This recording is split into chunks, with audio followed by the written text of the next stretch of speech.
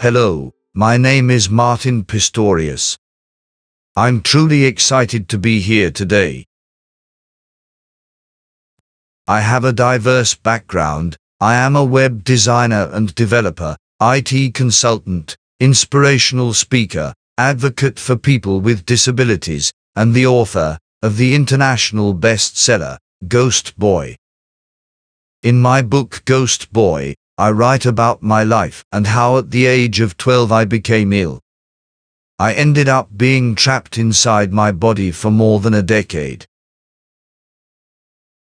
In Ghost Boy I talk about what I went through, how I coped, and ultimately, how through the power of communication and technology I was able to escape and start creating a life worth living. But what I am extremely excited to talk about today is one of my great passions, technology and how people can access it and use it. From a very early age I was drawn to technology, and despite the unique path my life has taken, that hasn't changed. It's almost like technology is embedded within my essence. The path of my life took a sudden, dramatic and unexpected turn when at the age of 12 I became ill. It was a very dark time in my life, and I became trapped within my own body. For 14 years nobody realized that I still was cognitively fine. Perhaps, almost as unexpected, my path took another dramatic turn for the better, ultimately leading me to where I am today. What I went through during all those dark years I feel, in a way has given me a gift of a greater, and perhaps unique insights into people and technology.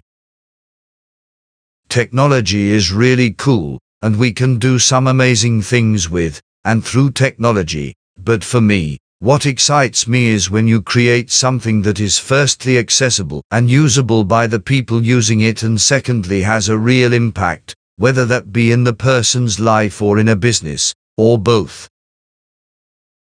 This is not just significant to me from a business solution perspective but personally.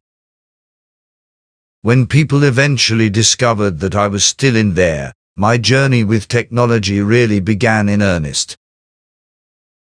My parents took me to a center that specializes in augmentative and alternative communication. I remember that day like it was yesterday. I was 26 years old. The color of the carpet, the weight of my head as I tried to look around the room, and the nervous anxiety, unsure what would happen. The thunderous feeling of the blood coursing through my body as I was pushed into the assessment room. The calm, soft, reassuring voice of the speech therapist. And me, trying my utmost to prove that I could communicate and that I understood.